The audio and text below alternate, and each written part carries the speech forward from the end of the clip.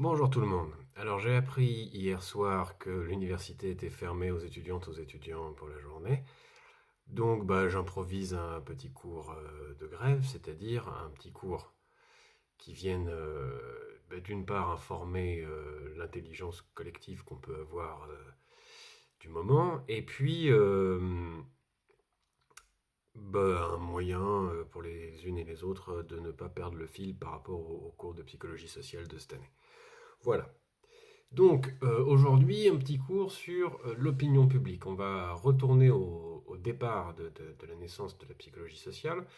On ne va pas partir des sources nord-américaines, on va partir d'une source française qui a été très vite récupérée outre-Atlantique. En gros, on va partir de Gabriel Tarde pour penser la question de l'opinion publique. Qu'est-ce que c'est qu'une opinion publique? Pourquoi est-ce qu'on a forgé ce concept-là? Comment est-ce qu'on l'utilise aujourd'hui? Et en fait, on va évidemment à partir de là fournir les bases d'une critique, plus ou moins classique, de l'usage des sondages par l'idéologie dominante, par les pouvoirs dans les pays qui font usage massif des sondages. Voilà. Alors, un petit mot au passage avant de commencer. J'ai reçu cette information par un fil de mail sur ma boîte pro qui s'appelle InfoFlash. Donc l'Université Paris 1 Panthéon-Sorbonne vous envoie des informations sur l'ouverture et la fermeture, ce qui se passe sur les sites, via un fil d'information qui s'appelle InfoFlash. Et la particularité de ce genre de mail, c'est qu'on ne peut pas répondre. Et en ce sens, quand on ne peut pas répondre, d'une certaine manière, c'est comme si deux choses se produisaient. D'une part, on n'a pas vraiment d'interlocuteur, c'est-à-dire que même si c'est signé, euh, on ne peut pas rentrer dans une discussion, on ne peut pas répondre, et on ne peut pas répondre à quelqu'un. On voit bien que c'est une adresse collective dans une pure logique d'information. Et deuxième aspect de cette logique d'information, on se trouve informé, c'est-à-dire que, ou déformé, on se trouve structuré, construit, obligé par des termes qui ont été choisis par d'autres et qu'on ne peut pas contester. Les termes qui viennent nous dire voilà, il n'y aura pas cours demain, malgré nous, c'est terrible, les conditions ne sont pas réunies pour l'accueil des étudiantes et étudiants, mais les enseignants peuvent venir s'ils veulent, etc., sont choisis par quelqu'un, par quelque chose, par une institution qui refuse qu'on discute les termes du sujet. Et c'est très particulier. C'est très particulier ce mode de communication qui est un mode informationnel univoque. Et il faut y être vigilant. C'est pas parce qu'on ne peut pas répondre qu'il ne faut pas être vigilant à l'effet de ces dynamiques d'information sur soi. Que se passe-t-il lorsqu'on ne peut pas répondre? Voilà, je laisse cette question ouverte.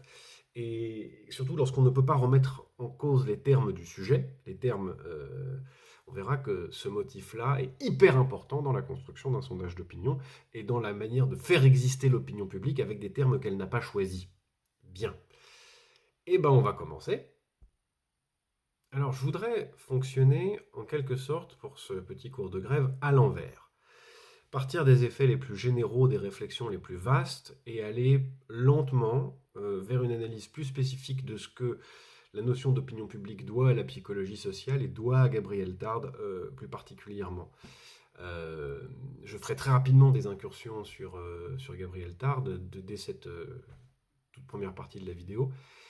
Mais d'une certaine manière, ne vous attendez pas à ce que je commence par la psychologie sociale. Je vais commencer par ce qui nous occupe très globalement, très généralement entre nous, et j'irai progressivement et par étapes, à travers une critique que Bourdieu a menée de la notion d'opinion publique, vers l'apport de Gabriel Tarde à la pensée de l'opinion publique et à la pensée des sondages, et au moment où il y a les travaux de Loïc Blondiot sur le sujet, moment dans lequel on a quasiment assimilé la notion d'opinion publique à celle de sondage d'opinion. Il y a aussi les réflexions, par exemple, menées par Noam Chomsky dans La fabrique du consentement, qui d'ailleurs au départ était traduit, non, c'est la deuxième édition, ça traduisait La fabrique de l'opinion publique. Donc voilà, on va partir du plus général pour aller au particulier, du plus commun pour aller vers ce qui concerne peut-être plus spécifiquement l'histoire de la psychologie sociale. Voilà. Alors par quoi je vais commencer? Par quelle généralité je vais commencer? je vais commencer par questionner l'état d'un collectif considéré sous l'approche de la masse. Un collectif considéré comme une masse, vis-à-vis duquel on fait des politiques de masse. On a parlé de société de masse, de communication de masse. Qu'est-ce que c'est que la masse? Je dirais, d'un point de vue extérieur, que une société de masse, ou pour être plus précis, une société gérée comme une société de masse, envisagée comme une société de masse, sur laquelle un pouvoir s'exerce dans la volonté de gérer des masses, c'est une société dans laquelle on a détruit, consciemment ou non, tous les pouvoirs locaux, tous les freins locaux, toutes les particularités locales faisant que un pouvoir ne peut pas transmettre un ordre de manière uniforme, appliquer un ordre de manière uniforme sur un territoire donné. Une société de masse, c'est une société dans laquelle tout ce qui se construit à l'échelle de la fréquentation, c'est-à-dire à la somme infinie des petites échelles de fréquentation, est dissipé, éclaté. Une société de masse, c'est une société dans laquelle on a éclaté l'échelle de la fréquentation. Elle n'existe plus. Voilà. Pour le dire encore autrement, une société de masse, à laquelle correspond une communication de masse, c'est une société dans laquelle il n'y a plus de politique à l'échelon local, à l'échelle où on se fréquente. Voilà. À l'échelle où on se fréquente, à l'échelle où on se connaît, à l'échelle où on se parle. Bon. Alors, je vais tout de suite faire un aperçu sur un texte de Gabriel Tarde, plus précisément sur un texte qui a été intégré à un ouvrage de Gabriel Tarde qui s'appelle L'opinion et la foule, paru en 1901. Et Gabriel Tarde s'intéresse là-dedans à la formation de la conversation et la formation de l'opinion et le moment où on a pu constituer d'une manière ou d'une autre des opinions nationales et comment la constitution de ces opinions à l'échelle nationale a pu accompagner, solidifier, voire constituer la possibilité des États-nations. Et il nous dit, voilà, alors je vous lis le texte, aussi longtemps que l'étendue des États n'a pas dépassé les remparts de la cité ou tout au plus les frontières d'un petit canton, l'opinion ainsi formée, originale et forte, forte contre la tradition elle-même parfois, mais surtout contre la raison individuelle, a joué dans le gouvernement des hommes le rôle prépondérant du cœur dans la tragédie grecque, rôle que l'opinion moderne de toute autre origine tend à conquérir à son tour dans nos grands États ou dans nos immenses fédérations en voie de croissance. Mais dans l'intervalle prodigieusement long qui sépare ces deux phases historiques, l'importance de l'opinion subit une dépression énorme qui s'explique par son morcellement en opinions locales sans trait d'union habituelle entre elles et ignorantes les unes des autres. Dans un état féodal tel que l'Angleterre ou la France du Moyen-Âge, chaque ville, chaque bourg avait ses dissensions intestines, sa politique à part, et les courants d'idées, ou plutôt les tourbillons d'idées, qui tournoyaient sur place dans ces lieux clos, étaient aussi différents d'un lieu à l'autre qu'étrangers et indifférents les uns aux autres, du moins en temps ordinaire. Non seulement dans ces localités la politique locale était absorbante, mais dans la faible mesure où l'on s'intéressait à la politique nationale, on ne s'en occupait qu'entre soi, on ne se faisait qu'une vague idée de la manière dont les mêmes questions étaient résolues dans les villes voisines. Il n'y avait pas l'opinion, mais des milliers d'opinions séparées sans nul lien continuel entre elles. Je pense que ce propos, même s'il est éminemment contestable et qu'il y avait probablement dès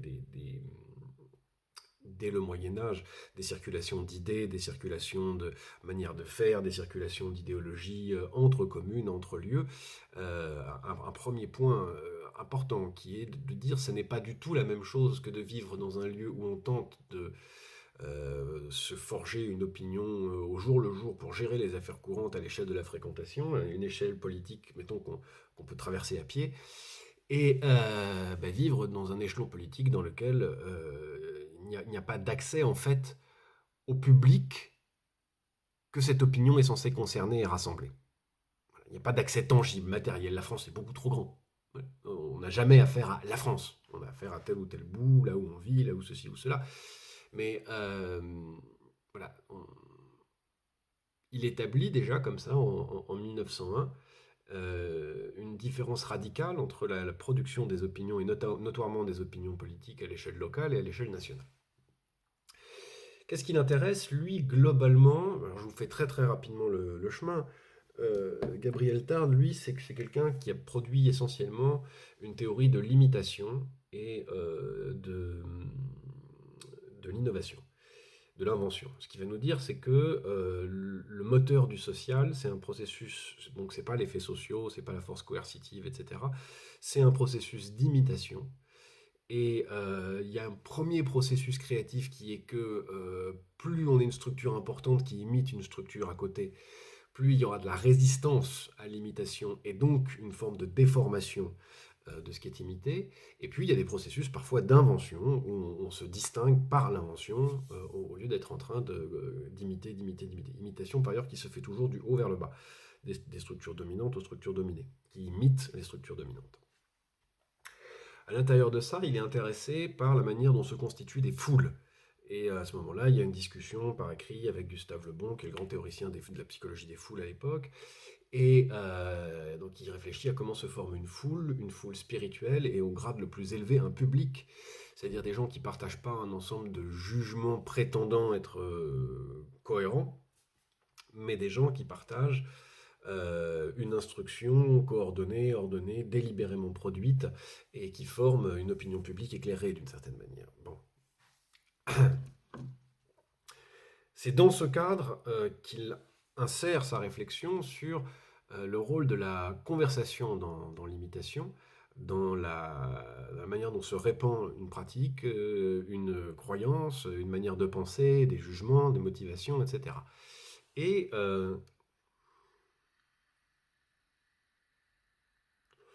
on part de là.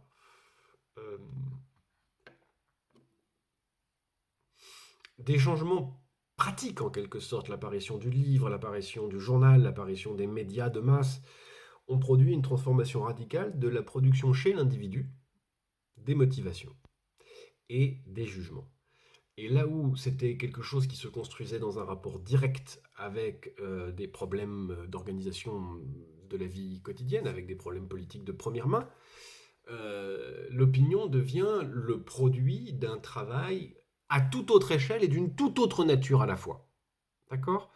L'opinion, c'est-à-dire la somme des jugements qu'on se forme, devient quelque chose qui ne nous appartient plus d'une certaine manière, se nous désappartient, est détaché de ce qu'on vit localement.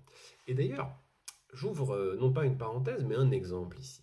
Il est vrai que très souvent, on a une véritable problématique pour connecter un problème local à un problème national, et un problème d'opinion collective sur une affaire locale et un problème d'opinion collective sur une affaire nationale. Je vous donne un exemple tout bête. Dans mon coin, il y a un sénateur. Le sénateur est l'ancien maire de la localité la plus importante du coin. Bon, il est maintenant sénateur et il a je ne sais pas comment appeler ça, une officine, un cabinet d'assurance, Alliance, sur la place de la mairie, en face de la mairie. Et donc il est à la fois sénateur et toujours propriétaire de cette agence d'assurance. En tant que sénateur, les Républicains, il va voter le projet de réforme des retraites, faisant passer la retraite de 62 à 64 ans, vous connaissez tout ça. En tant qu'assureur, il va vendre des produits de placement de retraite par capitalisation. Il est donc à la fois jugé parti, il est dans un conflit d'intérêts absolument manifeste. Bon. Mais ça a très peu de chances de choquer l'opinion publique pour justement la raison d'un écart entre les formations d'opinion de nature et de structures différentes à l'échelle locale et à l'échelle nationale. À l'échelle locale, c'est un maire qui a été plutôt apprécié. On considère que son élection au Sénat n'a pas grand-chose à voir avec une entreprise nationale, c'est dans le fond sa retraite méritée pour bons et loyaux services en tant que maire. Bon. Comme il a été apprécié, qu'on considère que c'est toujours un bon intermédiaire, personne n'a envie de se mettre contre lui, on chérit plutôt son héritage et on préfère solliciter son amitié ou quelque chose comme ça. Bon. Et par ailleurs, personne ne met en relation cette activité professionnelle de sénateur qu'on voit comme une retraite méritée pour le maire et la grande réforme des retraites. Personne ne l'imagine à cette échelle-là. et l'idée de pouvoir faire exister un scandale dans l'opinion là-dessus, en tout cas à l'échelon local, paraît cocasse, comique, saugrenu. À l'échelon national maintenant, on a exactement le même souci. On a quelqu'un qui est d'une certaine manière concessionnaire pour un grand groupe d'assurance, qui est le premier intéressé à produire des produits de placement pour retraite par capitalisation. Et en fait, la situation de cette petite boutique relativement modeste, on n'a pas affaire à un grand capitaliste, c'est pas Bernard Arnault, c'est tout petit.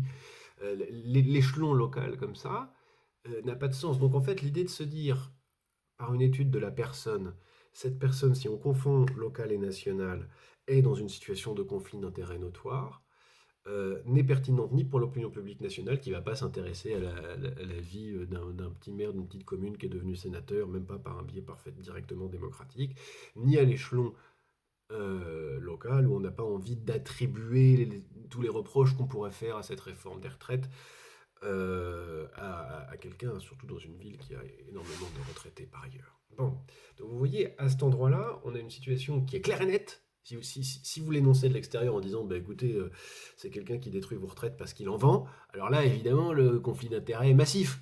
Euh, dans la formation de l'opinion à l'échelle locale et dans la formation de l'opinion à l'échelle nationale, qui ne se construit pas de la même manière, l'un par des médias, l'autre par le bouche à oreille, qui ne relève pas de la même nature, en ce sens que l'un traite de problèmes politiques concrets, directs à l'échelle de la municipalité, et l'autre parle de quelque chose qui est finalement assez mal compris. Si même Madame Borne n'arrive pas à comprendre toute la technicité de ce qu'est devenu son texte sur les retraites, vous imaginez bien que tout le monde ne se forme pas une idée parfaitement claire de ça à l'échelon local, c'est-à-dire de la politique nationale à l'échelon local.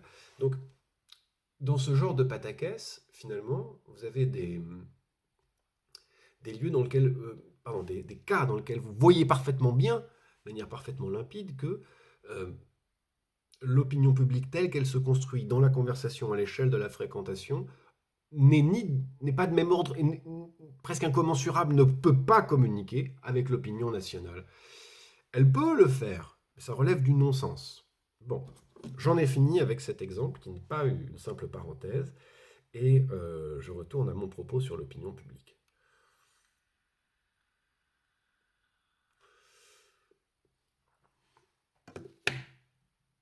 Je vous disais donc, une société de masse, des médias de masse, une communication de masse, c'est un pouvoir et une communication qui font l'économie de l'échelle de la fréquentation et qui font comme si soit il n'y avait pas de résistance, soit ces résistances étaient dispensables à l'échelle de la fréquentation, à l'échelle locale. Bon. Alors, un souverain, un pouvoir, à l'échelle de la nation, pas à l'échelle de la commune, pas à l'échelle d'un petit pays, vraiment à l'échelle nationale, ne dispose pas, pour valider en quelque sorte la légitimité de ses choix, d'un peuple mobilisé. Quand le peuple se mobilise, c'est toujours, à mon sens c'est le seul moment où il existe, c'est toujours par bout, par bribes, par fragments. C'est un peuple qui se mobilise et qui représente une petite partie, même une manifestation de 3 millions de personnes, ça représente finalement qu'un fragment infime de la population française. Donc le pouvoir ne dispose pas de ce sujet démocratique, qui pourrait venir valider ses décisions. C'était beaucoup plus facile, comme le dit Pierre Bourdieu dans le texte qu'on verra tout à l'heure, quand il y avait Dieu. Le roi prêtre, ou le roi avec le prêtre venait et disait Dieu a dit, ma politique est légitime. Donc soit vous retournez l'ordre du monde, soit j'ai raison. Dans un cadre républicain et ou démocratique, la problématique est différente. Il faut pouvoir se réclamer d'une légitimité collective et il y a deux manières de l'obtenir. La première, c'est naturellement celle des élections, qui est critiquable à de nombreux égards, mais c'est en tout cas celle dans laquelle on se trouve. Donc, suite à l'organisation d'élections, via des programmes validés par des votes, et de manière plus ou moins pure, des élus se retrouvent dépositaires d'un mandat, c'est-à-dire d'une feuille de route, pour aller gouverner le pays et telle ou telle de ses institutions, mener tel ou tel combat, dans le cadre de telle ou telle assemblée. Voilà. Ça, c'est le schéma, la première version. Le deuxième temps, et notamment lorsqu'on s'éloigne des échéances électorales, c'est le sondage d'opinion. C'est être capable de dire, alors, le sondage, c'est même juste, alors là c'est une parenthèse, questionner le mot sondage, sondage d'opinion. Pourquoi sondage? C'est comme si on enfonçait une sonde dans l'espèce de masse informe pour obtenir le résultat. C'est vraiment l'idée d'un thermomètre, euh, mais qui renvoie le peuple à quelque chose d'obscur, de profond. L'impression qu'on est dans les mines. Bref, c'est moins quelque chose de minéral que quelque chose de souterrain. Donc on sonde, n'est-ce pas? Enfin, un coup de sonde. Donc, un carottage, pourquoi pas, de la population, afin d'obtenir la validation démocratique, on pourrait dire une forme de parodie d'élection, de renouvellement de l'alliance à travers, quoi, un sondage d'opinion. Le sondage d'opinion permet quoi? Il permet de dire l'opinion publique pense ceci, l'opinion publique pense cela, l'opinion publique est en train de se retourner, l'opinion publique me rejoint, j'ai convaincu l'opinion publique, ceci, cela. Donc ça permet de dire d'une certaine manière, non pas Dieu a dit, mais le Dieu démocratique, c'est-à-dire l'opinion publique, a dit. Or, et c'est un dernier problème, enfin, pas un dernier, pardon, c'est un problème absolument central. L'opinion publique n'existe pas, du moins on ne peut pas la faire exister à travers des sondages. Donc quand vous voyez par exemple des gens de droite, M. Retailleau a dit ça récemment, président du groupe LR au Sénat,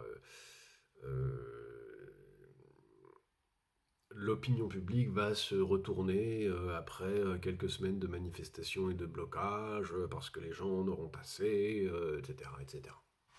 Quand vous entendez ça, en fait, c'est ni vrai ni faux, c'est absurde. Et je vais essayer de vous le démontrer. En fait, c'est toujours le guignol, d'une certaine manière, l'alibi utilisé par des dépositaires du pouvoir dans des sociétés de masse pour faire exister fictivement un peuple, un sujet qui soit le peuple, un sujet qui soit garant d'une légitimité démocratique pour telle ou telle décision. Or, c'est une dynamique qui est totalement artificielle.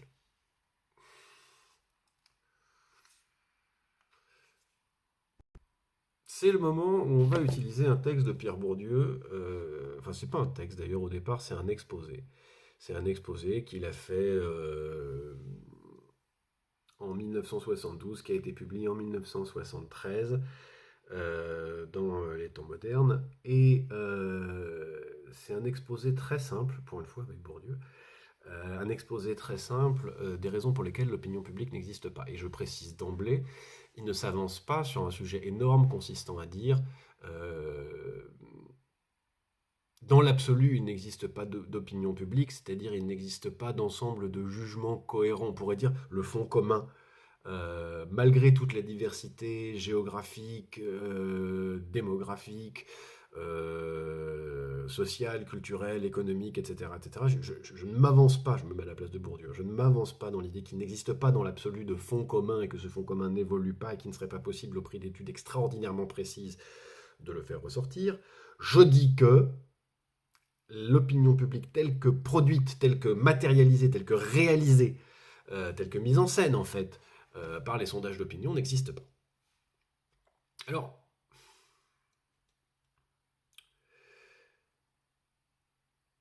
il est intéressant cet article parce qu'il dépasse la critique habituelle des sondages. La critique habituelle des sondages, c'est les questions sont mal posées, elles sont biaisées. Bon, oui, les questions sont souvent non pas mal posées, mais très bien posées en vue de l'obtention de tel ou tel résultat. Mais ça n'est pas la critique essentielle que pousse Pierre Bourdieu. La première critique que Bourdieu porte, c'est que les sondages d'opinion qui font exister l'opinion publique dans le débat public considèrent la société française comme une addition d'opinions individuelles. Or, rien de tel n'existe. Les opinions sont produites par groupe de fréquentation, par groupes sociaux, par groupe économique, pourquoi pas par groupe ethnique, géographique. Bref, on se forge une opinion à l'intérieur d'une hiérarchie, d'un champ conflictuel entre des groupes. On a l'opinion de son groupe dans l'intérieur d'un champ conflictuel. Et en fait, des résultats qui paraissent homogènes, en réalité cachent énormément de conflits, ça c'est une chose. Et deuxièmement, les conflictualités qui apparaissent ne sont pas les bonnes. On ne sait pas les lire convenablement à l'intérieur d'un sondage d'opinion. Le deuxième point qui est mentionné, et qui est tout simple, hein, c'est le même que pour le vote blanc, vote nul, on évacue les non-votes, les non-réponses.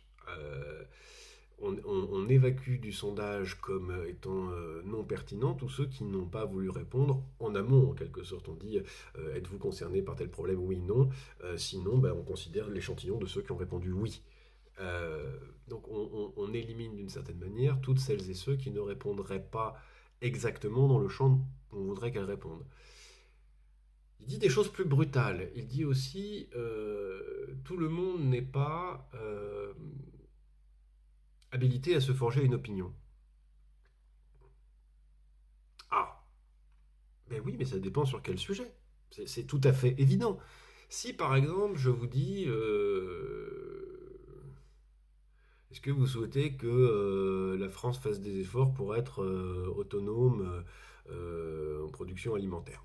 On pourrait me dire oui, non. Si je vous dis, est-ce que vous pensez que les OGM sont l'avenir de la production alimentaire, là déjà c'est plus difficile. Et si je vous demande, est-ce que vous pensez que les OGM ont présentent un bon niveau de sécurité alimentaire et par ailleurs un bon niveau de sécurité pour la population publique et pour les problématiques de santé publique, etc., vous ne saurez pas du tout répondre. Vous vous positionnerez en fonction de sensibilité plus vaste sur d'autres sujets. Enfin, ça va se poser un petit peu à côté parce que dans le fond, n'étant pas médecin, n'étant pas chimiste, n'étant pas biologiste, etc., c'est des thématiques qui vous sont très éloignées et vis-à-vis desquelles vous n'avez pas les outils pour vous positionner. Et quand bien même vous les auriez, il vous faudrait une somme de lecture pour réellement vous forger un avis. Bon.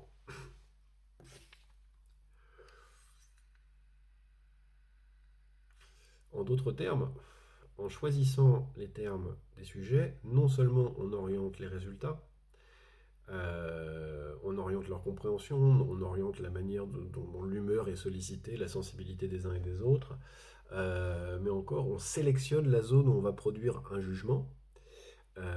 Donc on travaille non pas de manière neutre, mais de manière biaisée, à travailler l'expression d'un score qui lui-même ne sera porté à la connaissance du public que de manière biaisée, c'est-à-dire au moins en faisant l'économie de tous ceux qui n'ont pas voulu répondre. Si vous voulez faire une expérience bêtement de comment ça fonctionne, comment ces biais-là sont vivants, allez sur le site du Figaro.fr. Alors, le site du Figaro.fr présente deux avantages. Le premier avantage, c'est que, et gratuitement, on a accès à une presse orientée idéologiquement de manière frontale. Voilà. Donc, vous avez affaire à des gens qui sont entre néolibéraux et néoconservateurs. Voilà. On a une orientation qui est très nette, très claire. Et ils présentent des sondages quasiment quotidiens. Et moi, je fais cet exercice très régulièrement de voir si je pourrais ou non répondre à la question. Parce que la question peut être tellement orientée, tellement biaisée, qu'elle vous demande que vous disiez oui ou non à la question posée, de valider une manière de penser. Je je sais pas moi, si au lieu de dire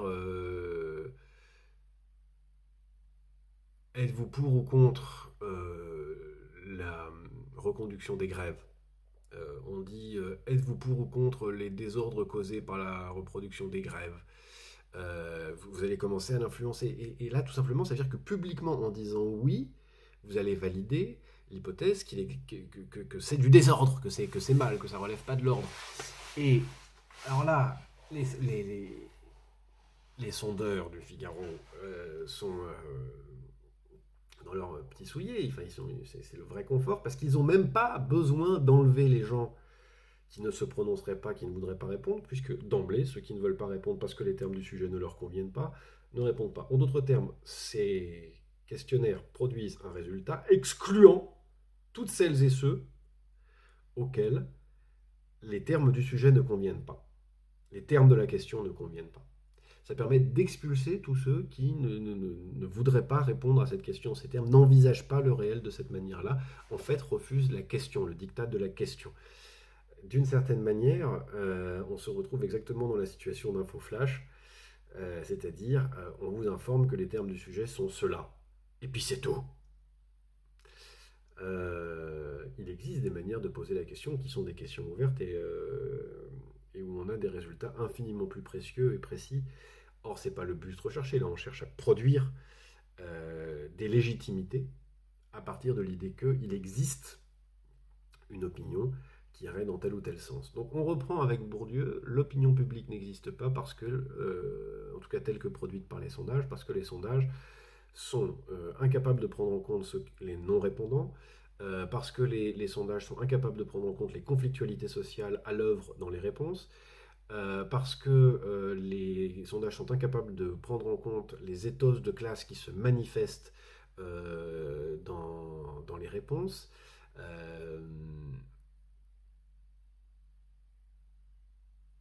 Et à travers tout cela, globalement, on a une production d'unité ou une production d'une certaine image de ce que peut être la structuration d'un champ politique qui est en fait complètement déformée.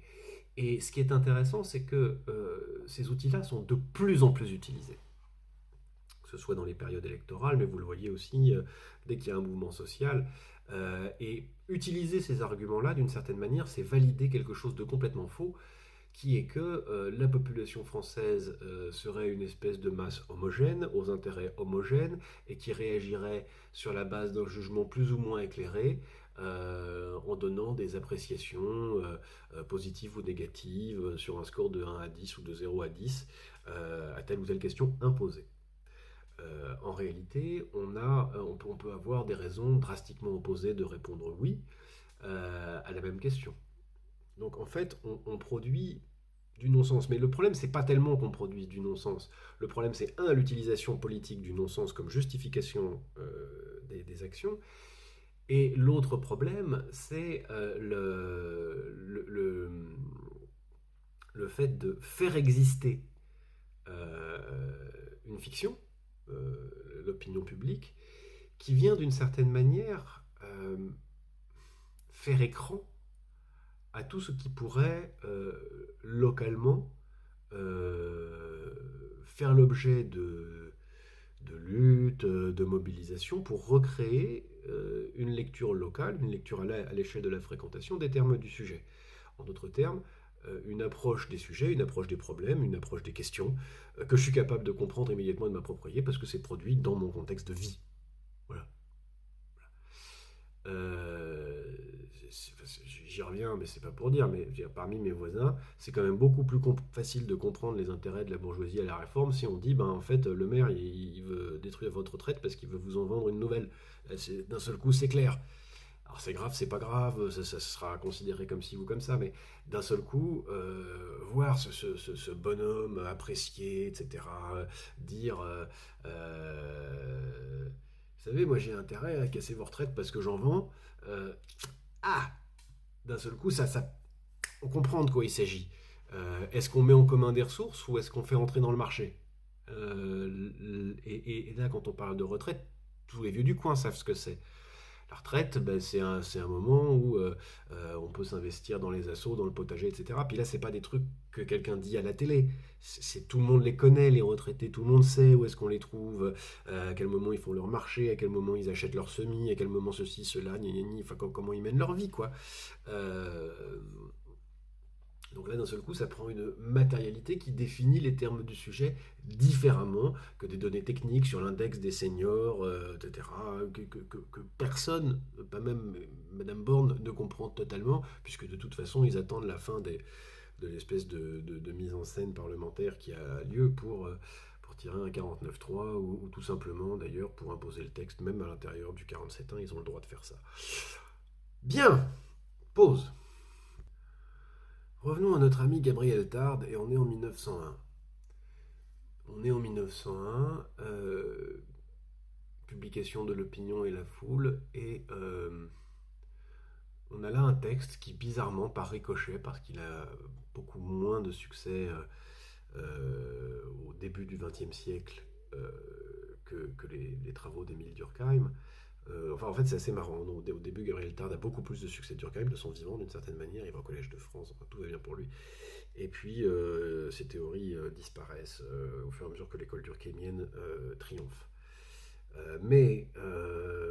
Par exemple, pendant la Seconde Guerre mondiale, dans les années où aux États-Unis se développe énormément la sociologie des médias, on travaille sur les textes de Gabriel Tarde, et notamment sur cette espèce d'intuition qu'il a sur la formation de l'opinion, non pas seulement par appartenance de classe, mais aussi et surtout à l'échelle de la fréquentation, par la conversation, ou alors par l'accès réel et pratique à des médias.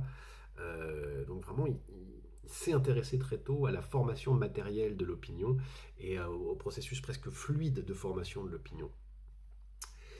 À l'intérieur de ça, on peut distinguer deux grands pôles dont le dessin n'est pas encore si net chez Gabriel Tarde, mais qui vont se dessiner plus tard et qui vont former même des écoles opposées à l'intérieur de la psychologie sociale ou des écoles de communication.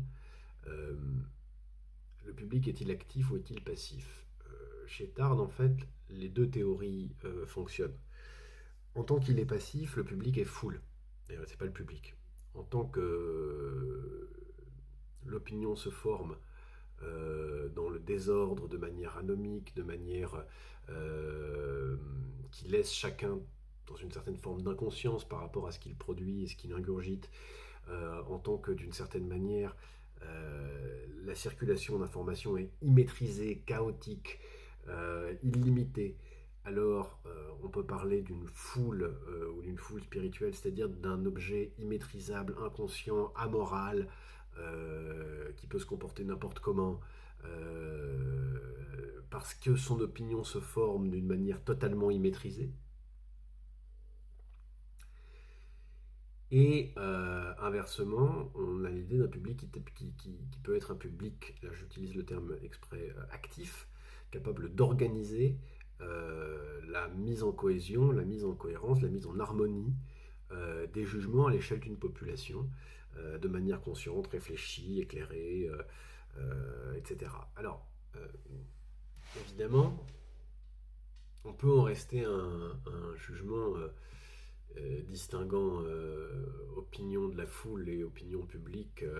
On pourrait dire société civile éclairée, tant c'est effectivement un rêve de l'idéologie dominante libérale que de produire une société civile éclairée, désarmée mais éclairée, à l'intérieur de laquelle on pourrait organiser des procédures discursives telles qu'elles acceptent les décisions du pouvoir expert sans faire trop de remous et sans se raconter des choses complotistes. Bon. Mais en fait, ça marche pas. En fait, ce qu'on peut simplement distinguer en partant des outils que Tarde propose dans l'opinion et la foule, c'est en fait simplement un processus conscient de formation de l'opinion et un processus inconscient de formation de l'opinion. Pourquoi? Parce que, en réalité, on ne peut attribuer une qualité à telle ou telle formation de l'opinion, même consciente, qu'à partir d'un jugement normatif, en ce sens que n'importe quel appareil de propagande peut mettre de manière extrêmement organisée n'importe quel contenu dans l'esprit de n'importe quel public qui lui-même va chercher à s'éclairer de manière tout aussi orientée en suivant telle ou telle valeur, telle ou telle norme, telle ou telle religion, telle ou telle... Donc, vous voyez, il n'y a rien de qualitatif en soi dans le fait de produire de manière consciente sa propre opinion politique et son propre champ de représentation.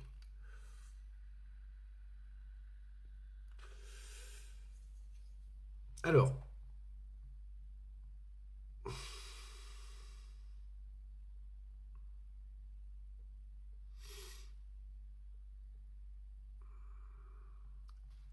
pause. Il y a donc au début de la psychologie sociale, dans les prémices de la naissance de cette discipline, euh, en même temps que des travaux pour mesurer les facteurs, les,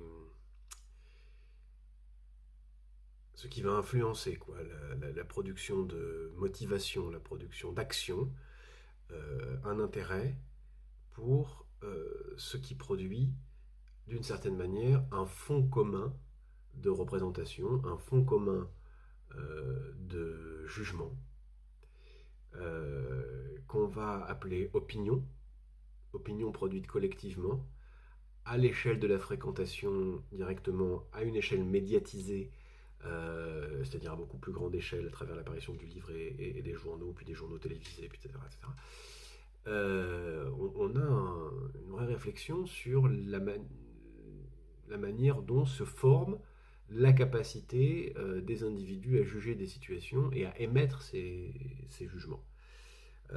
Comment est-ce qu'on s'influence, comment est-ce qu'on s'imite les uns les autres pour produire ça, avec cette idée que, dès le départ, et cette intuition très intéressante de Gabriel Tarde, que des changements de moyens ont produit des changements d'échelle, et que ces changements d'échelle ont eu des répercussions politiques importantes, qui sont que on a aujourd'hui une formation de l'opinion publique à une échelle et d'une nature différente de ce qu'elle pouvait avoir lieu, de ce qu'elle pouvait être sans les médias. Et,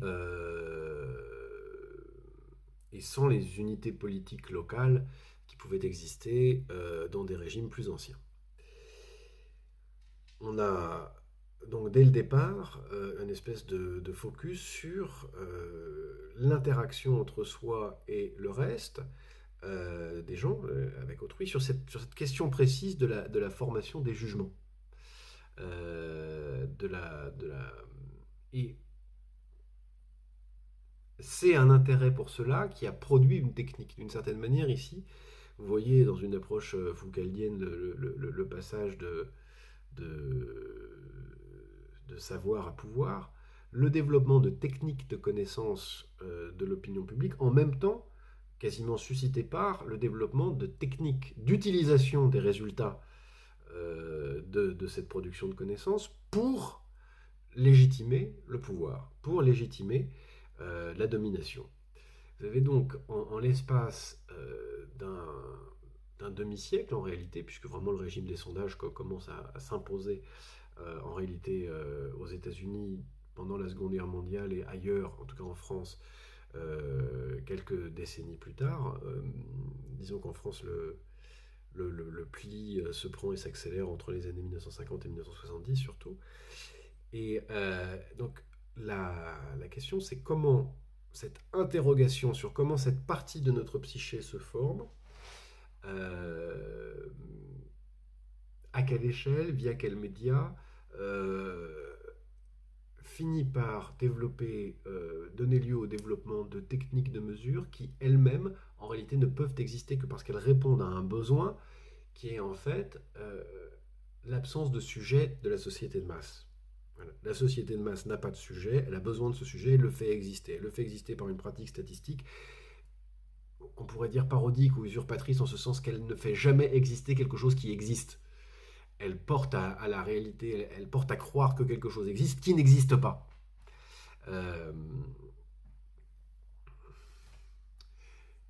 Et cette notion d'existence, à mon avis, plus pertinente que le fait de dire vrai ou faux.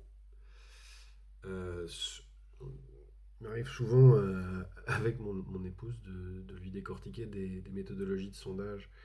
Et en fait, pour quelqu'un qui en a déjà fait, écrit des sondages, rédigé des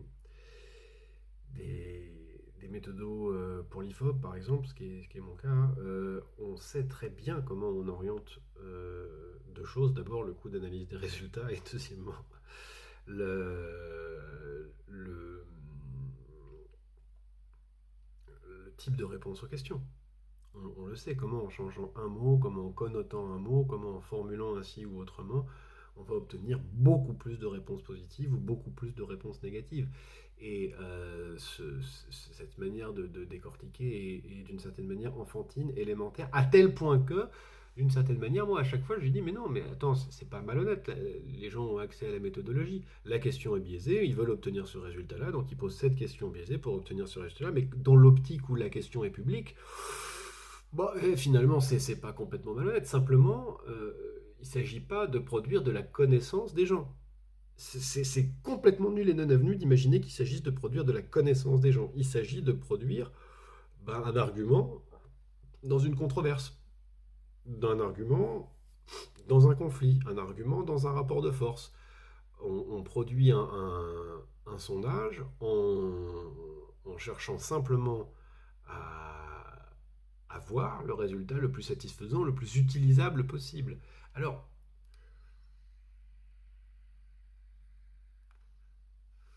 il existe d'autres manières de faire.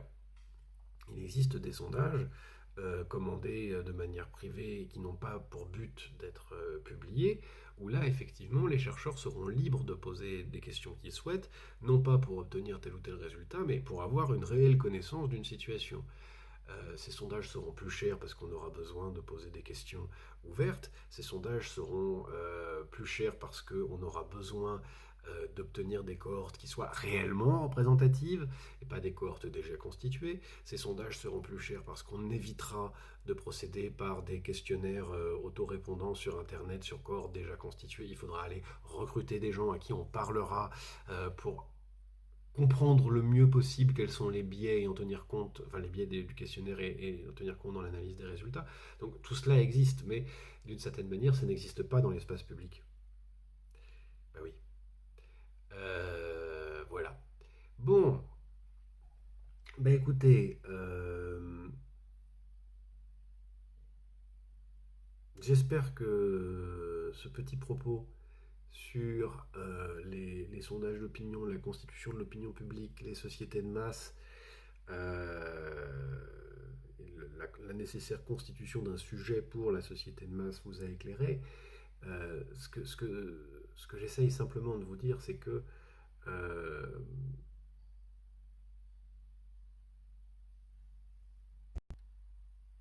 oh, et puis non, de toute façon, sinon ça serait trop long. Donc voilà, maintenant je résume le propos. Je laisse la parole à Tard pour finir. Euh, on pourrait dire que dans le fond, euh, l'existence d'une fiction d'opinion publique et l'utilisation des sondages d'opinion dans les médias a amené, et la place de plus en plus grande des médias dans la formation des opinions, de l'opinion, c'est qu'on a remplacé le fait de pouvoir peser les opinions par le fait de compter les opinions. On les compte, on les pèse pas, on les compte. C'est ce qu'il dit. Il dit pondérateur plutôt que numérantour dans la précédente situation, alors que dans notre nouveau groupe, on se tient sans se voir, à l'aveugle, les voix ne peuvent être que comptées et non pesées. La presse, à son insu, a donc travaillé à créer la puissance du nombre et à amoindrir celle du caractère, sinon de l'intelligence. Et ce qui est tout à fait évident de ce point de vue-là, c'est que si on cherche à comprendre l'état du pays par rapport à la grève, par rapport à la réforme des retraites, par rapport aux actions, réquisitions, etc., l'approche chiffrée est absolument la moins bonne qu'on puisse avoir, en deux sens. D'abord parce qu'elle ne tient pas compte de la complexité du réel, elle ne la pèse pas, elle ne la fait pas exister dans sa complexité et sa conflictualité, d'une part. Deuxièmement, parce qu'elle par agrégation limitée, elle fait exister un collectif qui n'existe pas de manière si homogène et qui ne se construit pas ainsi qu'on le construit. Voilà. Bah écoutez, c'était un petit effort de critique de la notion d'opinion publique et de l'usage des sondages d'opinion en société de masse. Eh ben écoutez, je vous souhaite de bons mouvements, une bonne fin de semaine, et puis on se verra la semaine prochaine d'une manière ou d'une autre. D'ici là, portez-vous bien. Pour les étudiantes et étudiants, un dernier mot. Bon, comme prévu, le semestre est secoué. Donc je vais simplifier en fait cette année. On a fait une première partie sciences cognitives.